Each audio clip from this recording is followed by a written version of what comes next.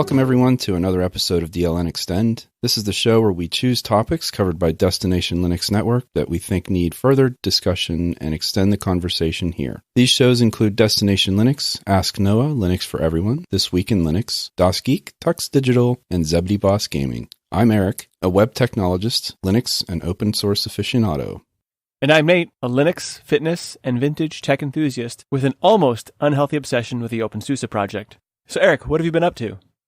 Well, this week I have spent a lot of time testing Elementary OS for the Big Daddy Linux Live stream that's coming up this weekend. And I have had my challenges with Elementary in the past. And so I decided, hey, I'm actually going to give this a real shot this week and take some time and really just put it through its paces, try to do all the things I would normally do. I unfortunately had the habit of just dismissing it out of hand before because I had tried it. I was not a huge fan of Pantheon, the desktop environment, and some of the other decisions that the Elementary team made. And so I thought, that it's just unfair because I had a recent change of heart with GNOME and have really enjoyed using it. And I just thought, look, maybe it's been long enough. Maybe it's time for me to go back and take a good look. And I've spent many, many hours. And I have to say that while there are some things that I genuinely do like, and there are some good points to Elementary, I think this is another situation like Endless OS where I'm just not the target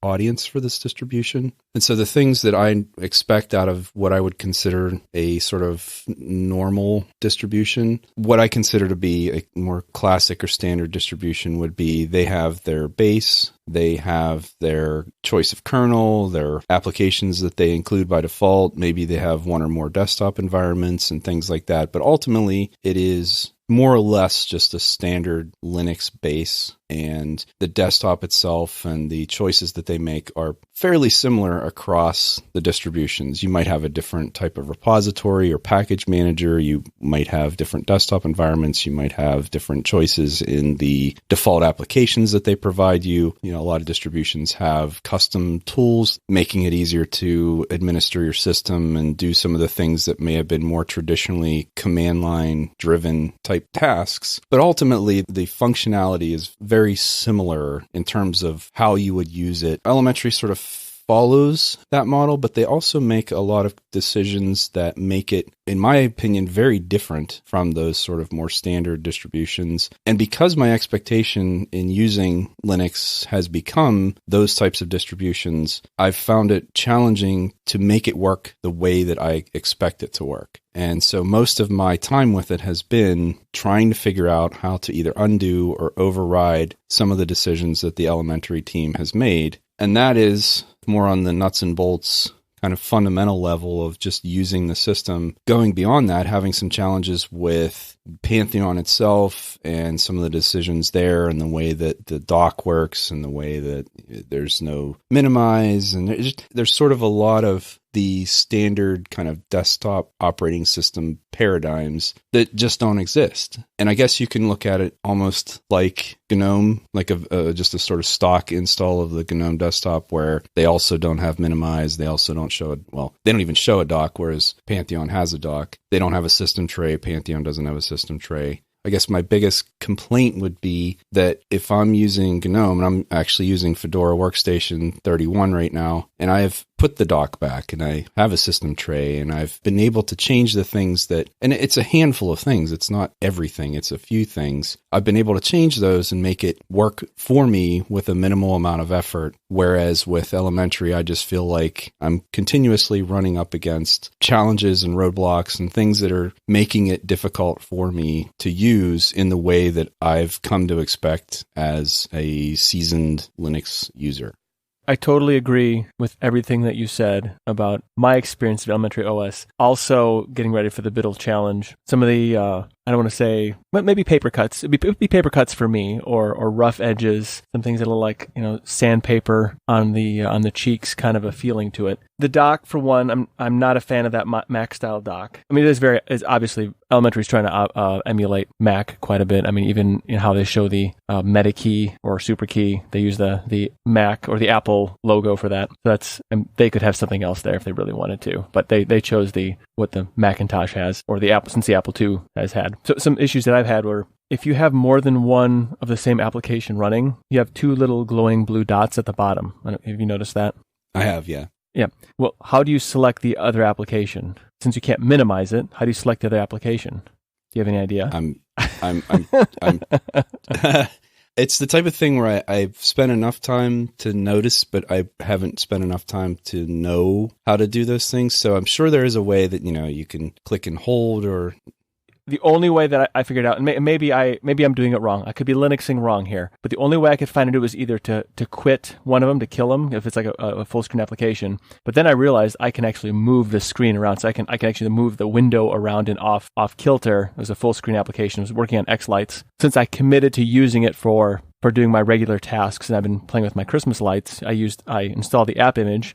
It was single click by default, and I tried to change that, although it gives you a bar that you can adjust the double click time. There's no way to actually activate the double click time or the double clicking, which I thought was really weird. So I have that option there. So I double clicked to activate the app image for X lights, and that, of course, it didn't work out because I opened up multiple X lights, and then I couldn't figure out how to get to the other one, basically. So it was just some frustration there because the dock at the bottom wouldn't let me get there. The other thing too is Discord. If you close Discord, it's still open, but you can't get to it since it has no system tray. So the only way to get it is to open it up again through the application menu, because you can't click on the notification when you get one to go back to Discord like you can in Plasma. You have to reopen up the application. It's just, I don't understand if it's an oversight or if that's the design intent, I don't know. Either way, I just wasn't really tickled about that either. But those are just some regular things that were just kind of frustrating. You did share with me there's a PPA to install elementary tweaks. I have resisted doing that. Can you believe I resisted the entire week? You're a better man than me. Yeah, so I still having no minimize icon, which I'm sorry, it's really slow and clunky to not have a minimize icon. I don't know what is the quicker way around that, if there is. Again, maybe I'm Linuxing wrong here, but I couldn't find a quicker way to interact with elementary. I just want to just get a window out of my way so I can use something else, because I do like to float windows around. So I don't know. It just seems like a really goofy design intent, but it's their baby, it's their product. They can do with it as they please. And if it makes their users happy to not have minimize icon, then I guess, go forth and do great things, right? If I can appreciate anything about it, it is that it is different. And I have been a big proponent of other distributions doing different things in the face of people saying things like there's too many distributions, there's too much dilution of the talent, there are too many people working on too many different things. And if only we could pick one thing or two things or minimize the things and then have everybody work on those things, then we'd have a better experience. And there's some logic to that, but I still contend that distributions like Elementary, I think of Hera OS, there are some distributions out there that do different things and do things in a way that other distributions don't, whether they're taking a desktop environment and they are customizing it, or whether they're adding their own tools. You can look at OpenSUSE as an example with the YAST control center and all of the things you can do in YAST that normally you would have to do in the terminal. And all of these different distributions bring something. I may not like it, but I do at least respect and acknowledge that the things they do are interesting, important, different, however you want to say it, but it has value, it has merit. So I'm going to circle this back around to just kind of saying, much like many of these other distributions I've tried, that I've just said, look, I get it. I can see what you're doing. It's just not for me because it doesn't work the way I expect it to. And just chalk it up to that because it is popular. People really do like it. There's some people that are very passionate about Elementary. That's fantastic. I'm very happy that option is out there. I saw a lot of people who were saying they were first-time Linux users, or they had tried Linux in the past and didn't really like it, and that whenever they came to Elementary, it just made sense to them. And that's a success story. That's a very inspiring thing to hear. I respect the fact that they have said, this is what Elementary OS is, this is what Pantheon is, this is how we handle software, this is how we do these things, and they stick to it. So besides looking at Elementary this week, Nate, what have you been up to?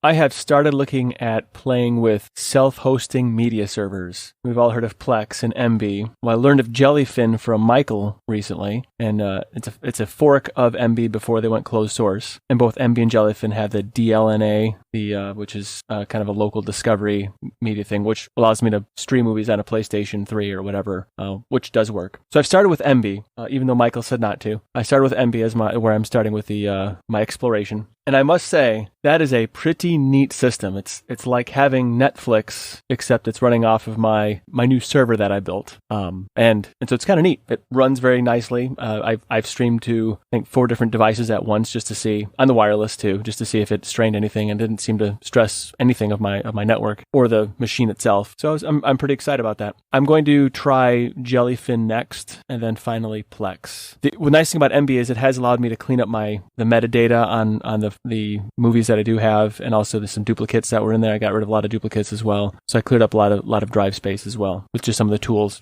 Well, just because the interface having multiple Transformers movies, I'm like, well, I know I don't need multiple. So I went through and I checked to see where they were located and different files, whatever, since I combined a bunch of disks. So, but yeah, no, it's working great so far. I'm enjoying having access to all that stuff in all those movies and TV shows in a nice, clean interface. So I'm excited about how this is going to progress. Kind of why I built this machine to begin with. So I'm actually finally using it for what one of its intents. I was a Plex user for a very long time. It was not always easy to set up, especially in the beginning. There was a lot of challenge, especially matching the media metadata and getting sort of all the stuff populated properly, and then the processes that run and pick up new movies. You had to name the files a specific way. It took a lot of effort. And what I noticed with Emby was it seemed to be much more forgiving in that case, where things don't have to be named exactly perfectly. It does a much better job, it seems, of matching up the metadata from the various databases, online databases it's using. The challenge with these systems is it's not just me using it, right? So I can put up with a lot of cruft and goofiness with different applications. If there's some goofy way I have to use it, like I'll understand that, but my wife is not going to do that. My daughter's not going to do that. And if it doesn't work well, then they're just not going to use it. And so Plex and Emby and Jellyfin, all of these options are very good at not only the back end server side of stuff and, cataloging things and organizing them, but also on the front end where it matters to people, like my family, who are not technical people, who are not going to deal with any kind of weirdness. Emby and Plex have Roku apps. They have mobile apps. Yeah, I need to try the mobile clients. I haven't even gone that far yet. I'm not a big fan of mobile devices, so I guess I need to put some focus there. The other thing that I've done is I fixed a VCR, so I'm really excited about that. I know you're probably thinking, why in the world would I need to fix a VCR? But I have a lot of VHS tapes, and I really don't care if the kids smash them. And there's some kind of novelty in putting the VHS tapes in there and watching movies. So that was my other bit of excitement this week of what I've been doing. Not very Linuxy, but kind of ties in with the media thing.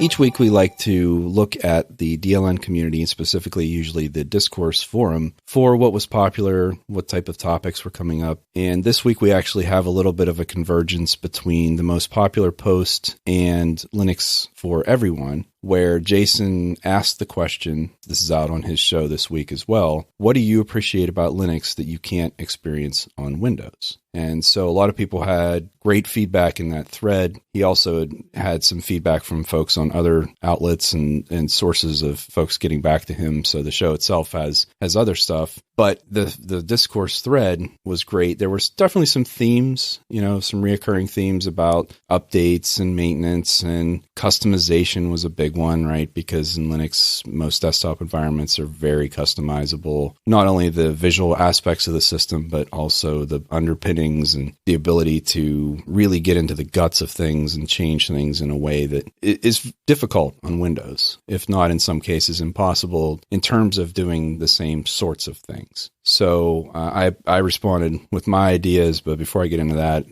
Nate, what was your take on this? So the number one thing that I appreciate about Linux, and especially specifically the systems of mine, is that I'm responsible for it. Good, bad, or whatever. I can shape my system to my needs. I can tailor each individual system for whatever purpose I have for it. And to me, that is what I can do in Linux that I cannot do in Windows or Mac or whatever. I can't shape the system to suit whatever I need. And I really appreciate, that specific function, that specific feature of Linux desktops, is that I can, make it my own and so forth. And, whether that's a big deal for other people, maybe not. But that's my number one reason for why I like using Linux. I think once you use Linux long enough, you expect that. The idea that it's a personal computer and it's making it personal again. It is truly the definition of, to me, personal computing, meaning I have decisions that I can make. Other people have made those decisions for me. I completely value when a distribution takes the time to theme things a certain way and make it look and feel nice and very clean and usable. And then I appreciate that they install a good set of applications for me that I'm most likely going to need or want or use. But from there, I can do whatever I want to do. Right. I kind of see distributions as they give a suggestion, at least how I feel OpenSUSE does it is they give a suggestion. This is how we, kind of see you using it. But if that's not how you want to use it, you're not locked in any way, shape, or form. It's just a suggestion. And maybe some distributions aren't that way. One we may have been talking about a little bit earlier. But most distributions, I feel like, do fall along those lines of just kind of giving you an outline. I mean, talk about Mint. They give you a great suggestion. If this is with a nice onboarding process of this is how you use our distribution. And, and I really appreciate that and not locking me in. Samsonite had made the comment about what surprised him was that he's been able to do anything he needed or wanted to do with little to no learning curve. And I believe that to be true to some extent, but I really do think that for the majority of people who just sit in front of a computer to do the thing they need to do, who don't even really care about how it looks, right? They've done surveys and most people don't even change the wallpaper. The level of customization for technical people, for people who care about their experience on a computer, or maybe you have had a problem where they couldn't get their standard system that they're used to working the way they expect. Yes, I believe those people will see the power and the advantage of being able to do things different from what's already given to you. For the other people, though, for the vast majority of people that use computers, I think it's just different enough. And that is part of, if they're willing to take the time to learn, my personal belief is, and this is having used and been a system administrator for many years of Windows-based systems, is that Linux is so much easier to understand overall, like just the nuts and bolts of like what's happening. How does this thing run? What is it that's doing that? Like, how can I figure out, like, I don't want it to do that, or I want it to do this. How can I do that? In Linux, my experience has been, if you put in a little bit of time to just understand those fundamental aspects of the system, how does it boot? What are the disks doing? Like, where's my data? Drivers, really basic stuff. Then the return for that time spent is huge. Whereas the last time I tried Windows, it occurred to me that the thing that was most frustrating was getting software installed, like getting the drivers. I had to go to Dell and get 15 different driver packages and install them. And I had to, every piece of software I wanted to get, I had to go to an individual website somewhere and download the installer file and install the file. And then once it's installed, if there's an update, if that piece of software doesn't have an updater feature built into it, I'm not going to get that. I need to go out and know that there's a new release and go download it, yet another installer. And it's so clunky in comparison to a package manager, which in Linux, it's such a simple, fundamental thing.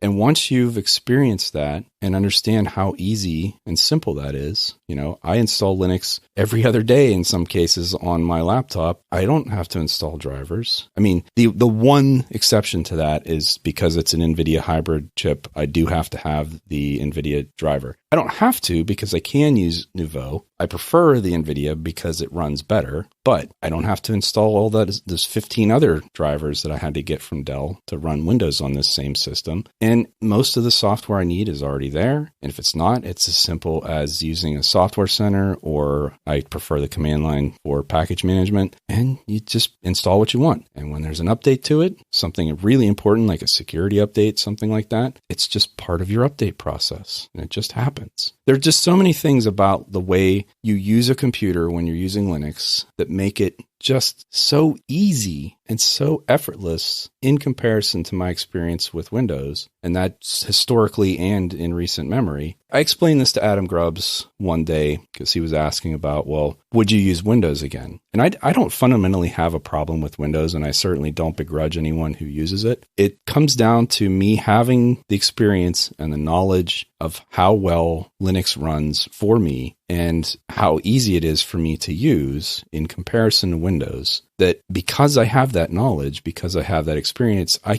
find it very difficult to use Windows because of all those things I just mentioned. If I didn't have that information, if I hadn't taken the time to learn and do the things that I can do and know what I know about Linux, I'd be perfectly content on Windows because I wouldn't know any better. I would just think, this is a computer. I went to Best Buy. I went, somewhere. I bought this computer. This is what's on it. And this is sort of my framework for what I can do. And I go out and I download the things and I do the things, and that's it. Like, this is just what a computer is. But once you have that experience and that knowledge, and you know that, oh, wait a minute, I can do all kinds of stuff on here that something like Windows would never let me do, I don't think I could ever go back.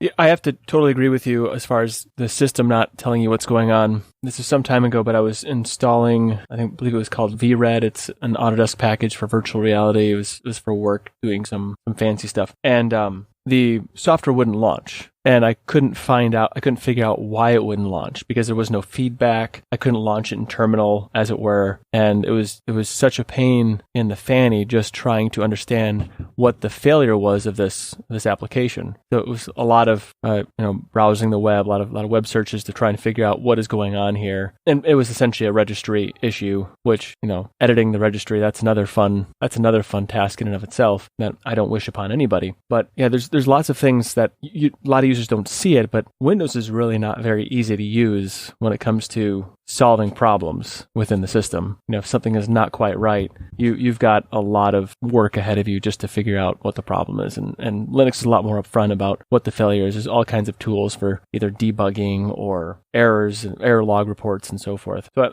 that's one of the things I really appreciate about Linux as well. I didn't write that down on the forum, but maybe I should have. I still could, I suppose.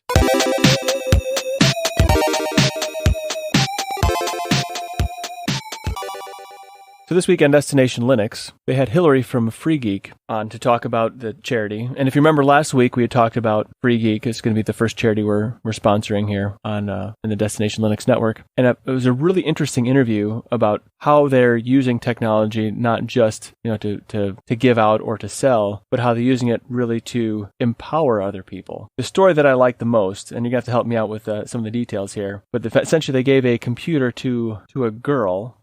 One of the things they do is they work with other organizations that are outreach organizations. One of the ones they mentioned was, folks who had been dealt with homelessness, and just the digital divide themselves, what it is, really the impact it has on people, and the idea that people will say, well, smartphones are ubiquitous and pretty much everybody has one. And Hilary's comeback to that was, well, try typing a resume on a smartphone, or try doing any real sort of work on a smartphone, because that's still one of the challenges. So she had mentioned this story about an outreach program where I think she was about 10 years old or something like that, a girl.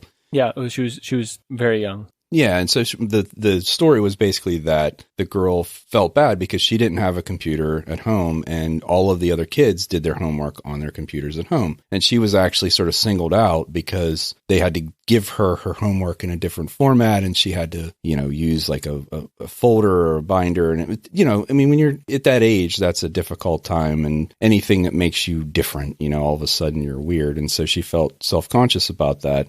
And so FreeGeek was able to give her a laptop that she could use to do her homework. And not only that, but they mentioned the fact that that was the only computer in the house. And so her family benefited from it. And the fact that, again, bridging that digital divide, not just for a little girl that, was having a more difficult time with her homework than she would have otherwise. And for folks that, are trying to find jobs, trying to find housing, trying to live a modern life without a computer and without the internet, it's very difficult. And so one of the takeaways that for me from this interview was, I guess I just didn't quite understand the depth of FreeGeek and, how many different programs they have and how many different initiatives and ways that they are actually working with people, and it's not just taking the hardware and either reusing it or recycling it, which is a big part of their mission to get as much e-waste, eliminate as much e-waste as possible, but also these programs of redistributing those computers, giving them to the people that need them, and not only the computers, but also internet access. And they have programs where they teach people to use computers because,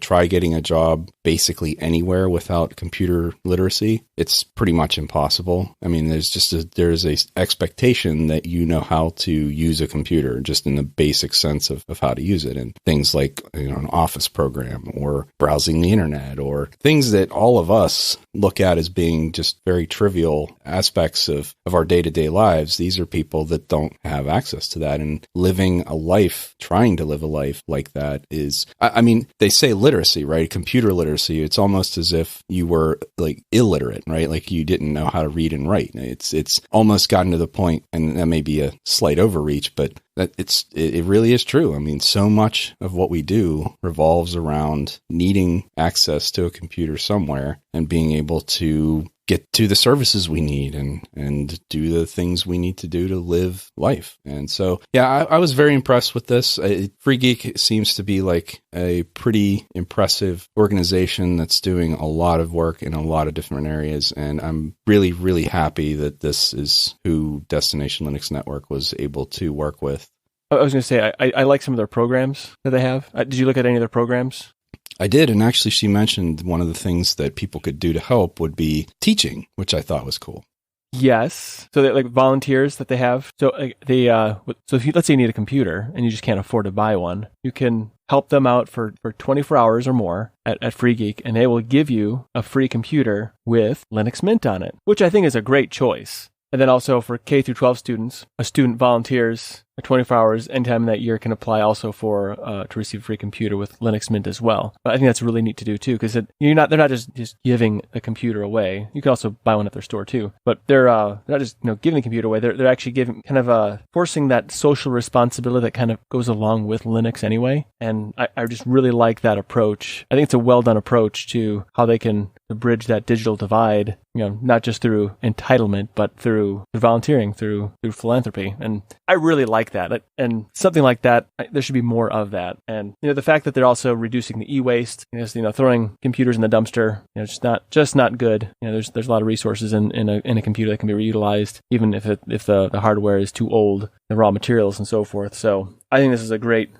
program, and it's a great start to the Destination Linux Network trying to do some technologically good things out there. So I really appreciate that. For more information on how you could give to this program, or at least find out more about it, go to destinationlinux.network/freegeek, and that page will show you some different ways that you can donate if that's what you'd like to do, find out more information, and also links to Destination Linux 151, where they have this interview with Hilary and explain how DLN is working with FreeGeek.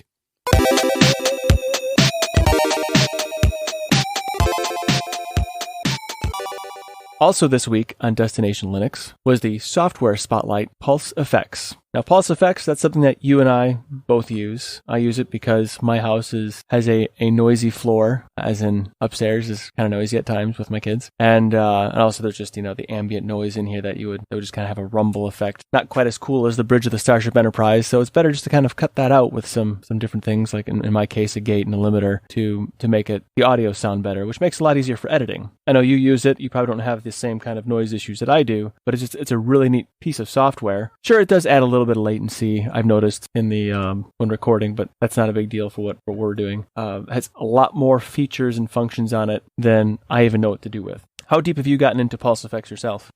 I struggled for quite a while to get decent audio. I'm still not convinced that I've got great audio, but I've got much better audio than I had previously. I struggled with trying jack. I've bought hardware. I've bought different microphones. And ultimately, what PulseEffects is giving you are the effects themselves. And these are the things that really make a huge difference. So yes, having a noisy background, that's a problem that PulseEffects can help you fix with a gate. So you can have a noise gate that's opening when your voice is projecting into the microphone and closing and blocking out background sounds. And those could be as quiet as clicking a mouse or you're typing on your keyboard. And they could be as loud as some hum in the background or something that is going to make it through the recording otherwise. And so those effects that you can apply through PulseEffects make a huge difference regardless of the equipment you have, because you can tune it in ways that suit your specific system, your hardware. For me, the gate, it's not because I necessarily have a noisy environment, but it stops things like the sniffing and breathing noises that you might make while you're recording. It blocks out, like I mentioned, the clicks and different background noises that sort of distract from your voice. And it also has an equalizer built in. It has a compressor built in. It has all sorts of filters and effects built in that let you tune your input and output audio in a way that really I have yet to find anything that comes close to it. Now, it's using third-party plugins to achieve these effects. So it's essentially collecting them all and putting it into a very nice UI so that you can just interact with it, turn things on and off, set different parameters, and basically tune it to whatever makes sense for your system. So you are able to run those different third-party plugins and filters and things independently or using different methods. But this just combines it all in a way where it's cohesive and relatively easy to manage. And it just has solved so many of the problems that I faced for many months and spent hundreds of hours, again, on alternate solutions like Jack and just different things. And ultimately, Jack is using the same set of plugins in most cases anyway. So it's just a much simpler approach. And like I said, it doesn't matter what hardware you're using. Yes, if you have a bad microphone, it's not going to magically make your audio sound better. So a decent microphone is kind of a prerequisite to having reasonably good audio. But this gets you all of those little extra pieces that you can't quite get through just Pulse, or you'd have to piecemeal with a lot of different filters, and has made it so that I can get what I consider to be reasonably good audio to do podcasts and videos and stuff like that. Heck, even just chatting on Discord.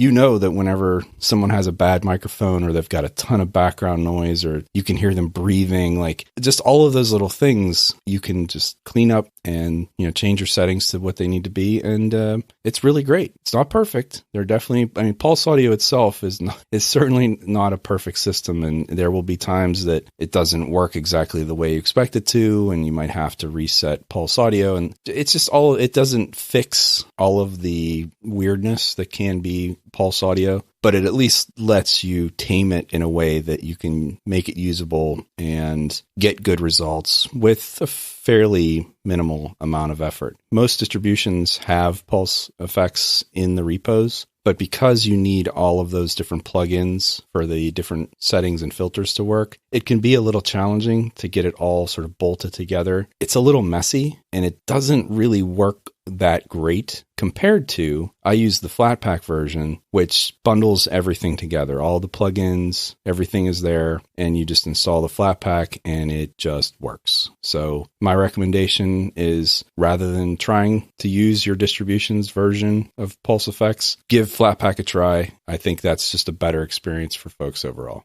Alternatively, you can do sudo zipper install PulseEffects, and it installs everything for you, and you don't have to mess around with it. So I've yet had to fiddle around. Just want to put it out there, almost obsessive. That's excellent. The ones that I've tried, it wasn't a great experience, but that's great. I'm glad to hear that OpenSUSE has a better deployment or, wrapper, or it's pulling in the right dependencies to make it all work, because it's a little disappointing when you install it on Ubuntu and you go in and half of the filters don't even work because the right plugins aren't there, and you have to go figure out, okay, which one does that use? And it's, like I said, it's just messier and more difficult than it needs to be. So it was real clean. When you told me to install PulseEffects, I just did it, and it pulled all the filters in. If anything has broken, I haven't noticed it, and I think you would have told me by now if something was broken. So it does seem to work quite nicely.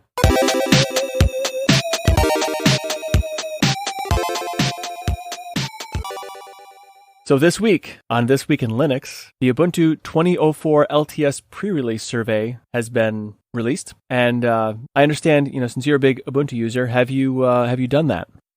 I have, and I've done it in the past as well. One of the things I really appreciate is that Ubuntu thinks ahead enough to say, why don't we poll our users and do this in a structured, repeatable way so that we're getting good clean results. And how much of this is used to influence the actual plans, who knows? I can't say for certain, but I do know that developers are always looking for feedback, and it's not always easy for them to get feedback. So the only thing I really wanted to mention is that the survey's there, and that you should, if you have any vested interest in how 2004 as a long-term support release that we'll be living with for many, many years, what gets included in there, what's important to you, this is the way for you to voice that opinion. And if you would like more information on what it's about, then I would definitely check out This Week in Linux, because Michael does a very good job of explaining the background, the history, and some of the sort of tricks on how to do the survey the right way, because they've got some of those decision point questions where if you pick the wrong thing, it kind of steers you off a path that you might not expect. So that's it.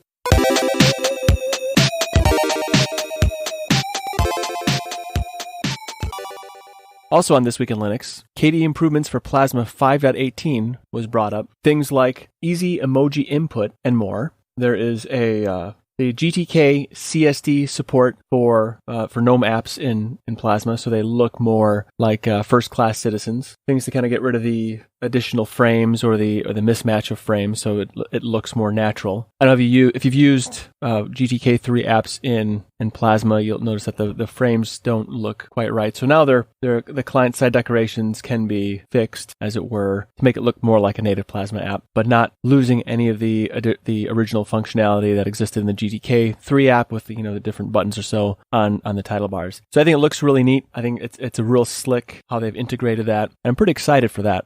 There are a lot of other features too. And is there anything that stuck out to you as far as what's new in Plasma? 5.18 is going to be a long-term support release, so this is what will be in, let's say, Ubuntu 2004. It's going to be what folks are living with in an LTS framework for a number of years to come. What I refer to, because 5.18 hasn't been finalized, what I refer to at this point are the This Week in KDE posts from Nate Graham. And I'll link to that in the show notes in case you don't know where it is, but it's pointieststick.com. And it's basically his blog where he goes through, and each week he posts the new features and also improvements and bug fixes. There are literally dozens and dozens of things that they are adding to this release, and I can't do it justice here by going through all of them. But if you have an interest in Plasma and would like to see what's going to be in 5.18, check out this blog. It runs the gamut of fixing little annoying things, bugs, making little UI improvements. Nate mentioned the larger features that they call attention to. But if you look down through these posts, it just, like I said, there are just dozens and dozens and dozens of little things that make Plasma that much better. And it's one of the reasons that I have sort of an undying love for Plasma is the rate of development is so fast paced, and so many things and so many contributors are giving back to Plasma that each new release has not only a bunch of features and things that you see when you use it, but just a lot of tweaks and bug fixes. And it's just amazing to see how they've sort of got this pace of development and this cadence. And then to have someone like Nate come out here and explain it all as it's happening, and he does a great job of linking back to the bug reports or the issues or the Fabricator stuff so that you can actually see the discussions that happen and even participate if you want to give your feedback on these things. So this type of transparency in the development and the pace and the commitment that these folks have, it's really admirable and something that I value in using the KDE Plasma desktop.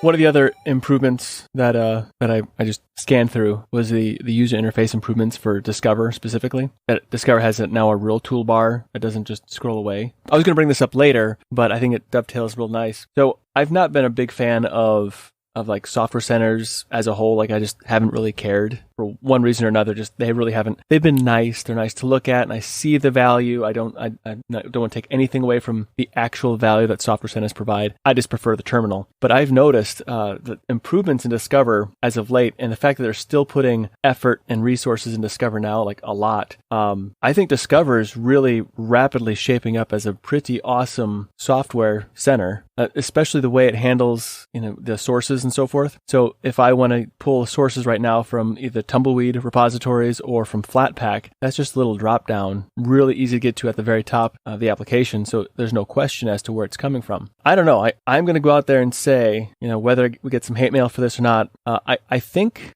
Discover might be shaping up as my favorite software center right now, especially with the dark theme. It looks real nice with the dark theme. The ease of use, it's a lot quicker now. It's not doing the weird things it used to do. It doesn't just hang there and spin. I know they're doing some really good work there on the KDE team for Discover. I still think the name is a little bit silly, but the clash of terms and whatnot. But it's really pretty great, and I'm excited to see what else happens here in 5.18 to Discover. I mean, I might actually start using it on the regular because it is that good. It's been a bit of a rocky road getting here. I think this is a situation where they put out Discover before it was really ready. It's a tricky situation in software development. You have to get that minimal viable product out there, right? MVP release of something, because you have to get it out for folks to use it. But to start with, when they released it, it was slow. It was buggy. If you could get updates to install properly, searching was clunky. All of it was not there yet, right? I mean, they had to iterate over it, and it's taken a while to get here, but I completely agree. The last time I used Discover, I was actually really impressed with the way that it worked, the way that I could find software and the categorization. One of my biggest gripes about every other software center is that they don't have filtering tools, right? So if I search for something, and particularly if I've got multiple repositories set up and I can potentially get multiple results for the same search, or they're showing me related items, that kind of thing, I should be able to pick, like you said, which repository am I pulling this from? Even basic things like, can I sort this, by some meaningful sort criteria, other than most of them just spit a list out and you have to scroll down through, and depending on how they sort things, the thing you're looking for might be the first thing. There might be 5 of them. Yeah, I mean, it could be very difficult to find the right thing. It could be 3 scrolls down the page. It's really very difficult to use, particularly for someone like me who prefers to do it from the command line with a package management tool where I can be explicit. I can put flags in. I can put those criteria that I want. I only want it to search the name. I only want it to, show me from a certain repository.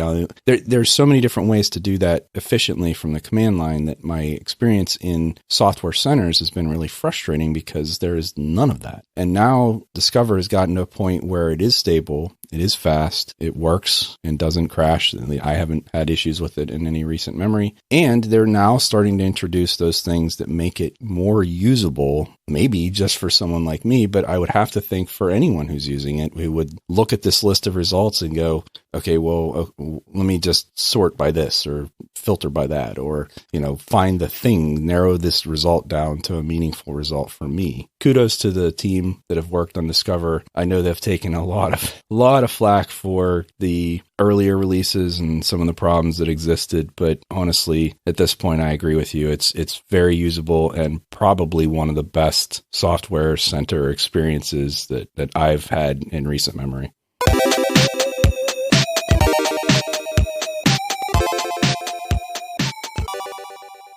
We'd like to continue the discussion with you on Telegram, in Discourse, Mumble, or Discord. Visit the Destination Linux website for information on how to connect to the social channels and also on shows and creators at destinationlinux.network. For more info on where you can find me, you can go to cubiclenate.com. Links to my regular written blatherings, podcast, and my YouTube channel, which I haven't done anything with in a while. And for me, I'm on the DLN Discourse most of the time, and destinationlinux.network under the creators section. All of my social contact information is there. As always, we thank you for joining us. We'll be back next week with another episode of DLN Xtend. Until then, have a great week, everyone. See yas.